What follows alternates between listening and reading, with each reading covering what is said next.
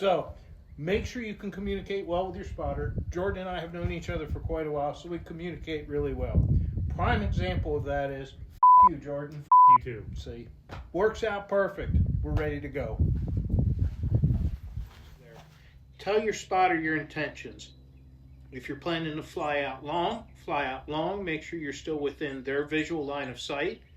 If you're going to stay in close on the field, make sure you communicate that. When you're starting to come in for your landing, if you want, do an early approach. Just do a practice run for your approach.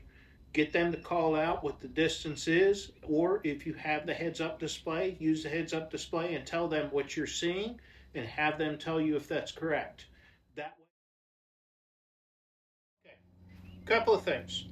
The first thing, when we first got out to the field, we did our receiver check with our transmitter. Make sure everything's working properly, all our control surfaces are in the right direction. We've checked our video transmitter with our video receiver, making sure everything functions as it should. We did a field check, so we walk off about 50 feet, took care of that.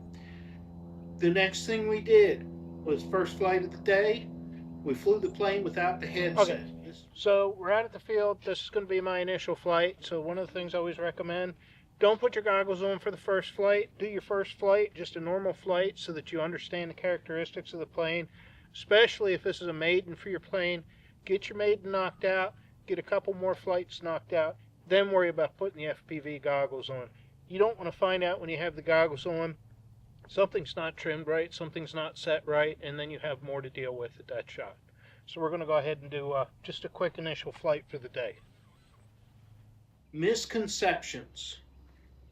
Okay. Misconceptions and some things to work out. The first thing is when you put that FPV headset on, you are going to find that your depth perception is 0. It's going to be hard the first couple times. You're going to have to get used to keeping an eye on everything around you. Make sure you are echoing that with your spotter so that you have the right altitude. You're not flying too low, too high, something doesn't look right. Spotter, make sure when you're in level flight, you ask them, do I look like I'm in level flight? Your camera could be just slightly crooked. With that, we're going to go fly, so let's do it.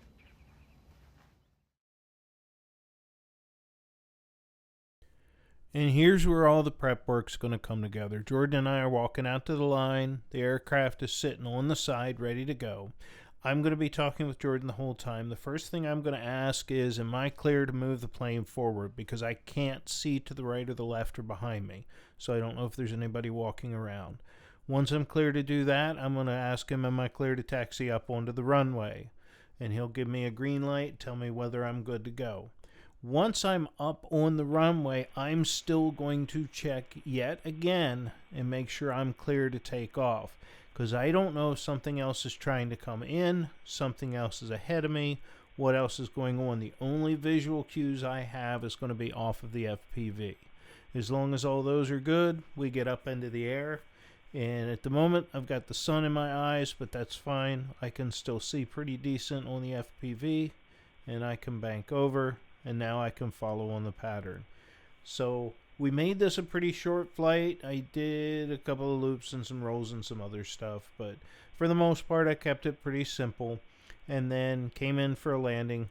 And the same thing for your visual cues. You're going to be at a little bit of a disadvantage not having that depth perception. So I'm calling out to Jordan what the distance is I'm seeing from my altitude on my heads up, or you can tell them what you think it is and have them tell you if that's correct or not. And they may need to help you for that little flare on the landing, or depending on how long you've been flying, you might be able to just get a real good feel for it yourself. That's pretty much it. That wraps up this part of the video. That's pretty much it. Now it's your turn. Guys, we have one more video in the series on where to go next, so we'll have that one out here in a little bit. Go fly something.